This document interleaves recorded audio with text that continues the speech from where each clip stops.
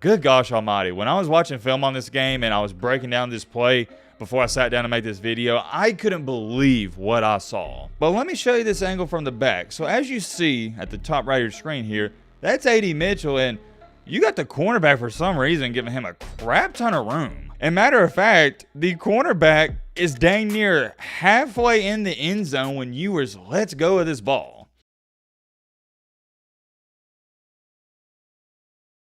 So yesterday I rewatched the Alabama-Michigan game and we uploaded a video on the channel and I explained in full depth, I broke down a bunch of different plays as to why Alabama lost to Michigan. If you like film breakdowns and all that good stuff, I think you'd really enjoy that video and I'll pop it up right here. Feel free to check it out. In today's video though, we're going to talk about the other playoff game, and that was no other than Texas versus Washington. So yesterday I rewatched Rose Bowl, but today, early this morning, I rewatched the Sugar Bowl. And let's just say there was quite a few things that stood out to me, especially in the later stages of that ball game. And when I was rewatching this game, what really caught my eye, and I'm going to show you exactly what I'm talking about in just a second, is how close that last play actually was and how good of a play call it was. Watching it live, I didn't think too much about it. Quinn Ewers just completely airmailed the throw, and the defensive back made a great play. He swatted the ball out of the end zone. But then when I was rewatching it, and this is the beauty of film study, you know what to look for and you see things that you didn't originally see. We're going to talk all about this Texas and Washington matchup. This topic is so important. This is the one and only thing we're going to be talking about. And yeah, with that being said, I don't think you guys will mind too much. We're not going to do no intro, none of that. We're going to get straight into it. Hold on. I just stumbled across this. What in the world is this hashtag? UW student here and fan here. Man, y'all are doubting us all year and it feels so good to show that we deserve to be here, which is all fine and dandy. But then this person proceeds to put hashtag Matt be getting a colonoscopy.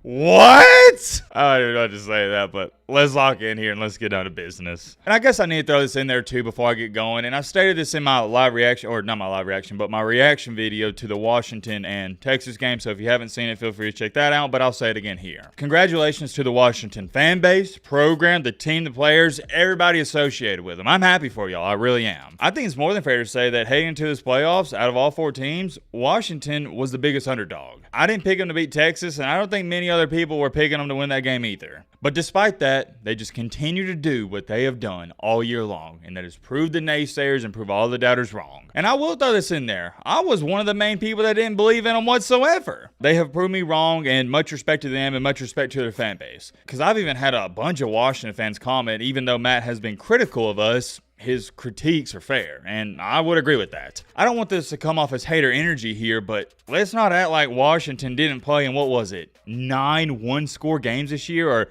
games that were under 10 points. Almost every game was close. And I saw some crazy stat this year, and I don't even know if it was true, but it said according to the metrics and analytics, Washington was the luckiest team this year in college football. And as much as I doubted them, I didn't even like that, and that rubbed me the wrong way because no, they're not lucky. They made clutch plays. They won in the clutch. They had championship DNA. I'm getting a little sidetracked here though. Let's lock in with this game and I'll talk about Washington in the up and coming days, so stay tuned. All right, let's get into this, man. The first play that stuck out to me, and I gotta bring this up, is the first big time throw from Michael Penix Jr. We're only a couple minutes into the first quarter. He drops back. When he lets go of this ball, he is at the 11. And through the air, it gets to about the 45, 50. I mean, this guy threw a rope, hit him in stride too. And here's the thing with Michael Penix Jr. and all throughout this game, it was on every single play. His throwing motion and the way he throws the ball, it looks effortless to him. And left-handed quarterbacks are always devalued and disrespected just because we're not used to them. But I tell you what, if Michael Penix Jr. was a right-hand quarterback, people would be talking about him going, not just in the first round in this up-and-coming NFL draft, but probably the top 15. If you didn't watch Michael Penix Jr. play the other night, you have one other opportunity to do that in this Michigan game, and I'm telling you, you do not want to miss out because he throws one of the prettiest balls you're ever going to see. Tell you what, and Washington fans can somewhat laugh this off, but if you would have lost, you probably would have been bringing this up. That fumble when it was 14-7 when Texas punted the ball and they recovered it, that was a major swing of momentum because I thought Washington, that was going to go down and score again because they was moving the ball at ease. Because you got to think about it. Washington was about to have the ball up 14-7 and they were cooking Texas. So I think it's more fair to say Washington was more likely going to score a touchdown there and the game would have been 21-7 and it could have been over then. But instead what happens? Washington, they muffed this punt here, and Texas, they score 7, and instead of Washington being up by 14 points, it's a tie ball game. And I got to give a lot of credit to them because most teams in that case and scenario, they would have folded, but no, they just kept it moving and they overcame the adversity, similar to Michigan. But let's fast forward to what I thought was arguably one of, if not the biggest plays and biggest throws of this game. And this play right here sums up the game perfectly and to a T. I feel like most people aren't even going to bring this play up when they talk about this game, but I got to. Washington is leading 34-28. Texas, they have regained some of their momentum. If Texas can force a punt, you see the score here, they can go down and not just tie the game up, but win the game 35-34. And it came down to this. The philosophy Texas had heading into this game, and I can't fault them for it, is they were going to make Michael Penix Jr. beat them through the air. And if he could do it, they were going to tip their cap to him. Well, guess what? It's 2nd and 3, up by 6, 4 minutes to go. I feel like most coaches and teams here, they'd run the ball. But that's not how Washington plays. What do? You see on Dunze up here, up to the top of your screen, he runs, I'm not going to call it a fade route, but it's almost like a go route, just ran a straight route, and Michael Penix Jr. yet again drops it in the bucket, and it wasn't even like it was bad coverage. It was a better throw. We all know this. Great offense in football and basketball, it always beats good defense. I thought that play was so pivotal because if that's an incompletion or they don't catch it, whatever happens, it's now 3rd and 3, and Texas just needs one stop to get the ball back, and Washington was not in field goal range. But after making that completion, Washington's in field goal range, and that was pretty much what we thought was going to be the for sure ending of the game because they were up by 9 points. And we're going to fast forward in time here. Texas, they get the field goal and they don't get the onside kick, and that whole messy Washington's clock management at the end of the game, it was wishy-washy, but yeah, I don't even want to get into that too much because that's common knowledge. They didn't handle it good. And I got to throw this in there. That rule where the clock stops even though Washington didn't want it to stop because they had a hurt player due to it's not even their fault they had a player get hurt. That's complete BS, and we got to change that because that almost cost Washington this game. Think about it. If Dylan Johnson didn't get hurt, Texas would have got the ball back with 25 seconds. Instead, they had, 45, 50 seconds? That's a huge difference. That's what made this game so much more interesting, that BS rule, and I hate it. Because here's what happened with that rule. You pretty much gave Texas another timeout, and they didn't have any. Here's how this rule should go. If Washington has a player hurt on that last play, they should be the ones who get to decide whether they want the clock to run or not Texas. That made me so mad, and I really don't want to dive into it too much. You should understand why I'm mad. I hate that rule. But let's take a look at the final play of this game. Texas only needed 11 yards to win, and they come up short. And very similar to the Alabama-Michigan game, when I saw this play live in action, I thought there was something off about it. It looked funky because it almost looked like a Hail Mary attempt. It didn't even seem like Quinn Ewers gave his wide receiver a chance. And come to find out when I rewatched this, he didn't give him a chance. There was no chance of A.D. Mitchell catching that football. He threw it way too high, way too outside. It was a terrible throw. One of the worst throws I've ever seen Quinn Ewers make. And here's the crazy part about this.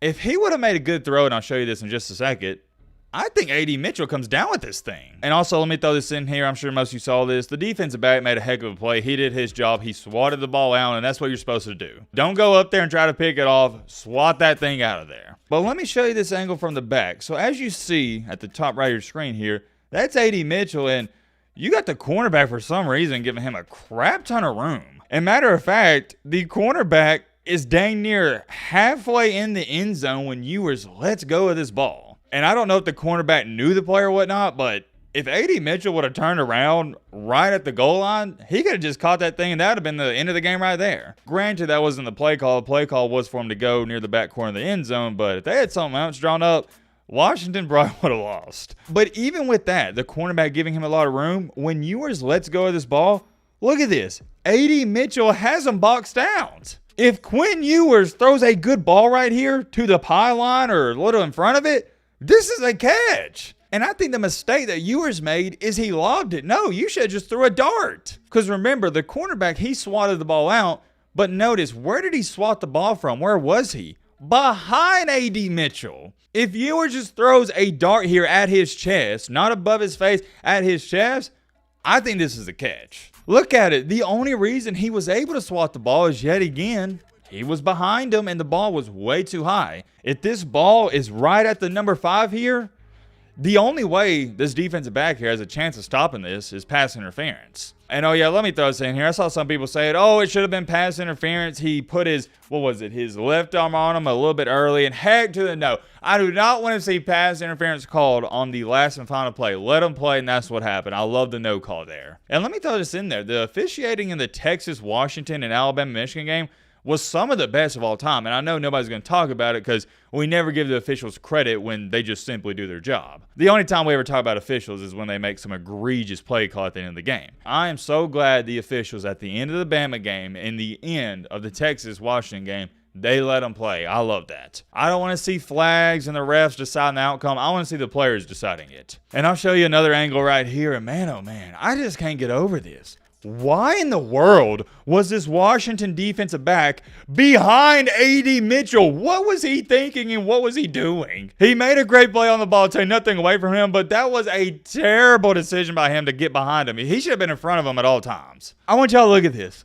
Look at the separation right here. Guys, this is on the final play of the game. Look how far back he's playing. You can't tell me that was smart of him to do. No way. What in the world was he thinking on this play? And he is so lucky and so fortunate that Quinn Ewers did not make a good throw. Good gosh almighty. When I was watching film on this game and I was breaking down this play before I sat down to make this video, I couldn't believe what I saw. And it's the same thing with Alabama's last play call. Everybody and all these casuals were quick to run to social media and say, oh, that was a terrible play call. What was Alabama doing? When in reality, I broke it down to you. It was a great play call. What happened was Jalen Milroe tripped over his own offensive lineman. And same thing here. Everybody's like, man, that play looked so terrible. What was that? Well, when you break it down, it was a great play call. It comes down to this. Saban said it years ago, and it's changed the way I view college football and sports in general. A reporter asked Saban in a post-game interview about the play calling during the game, and he told him, at the very end of the day, it doesn't matter what play call the offensive coordinator calls because the players have to execute it. Nick Saban, the GOAT, has told us it comes down to execution, and I believe him, and I agree with him 10,000%. You can drop the best play in the world, like this play right here, and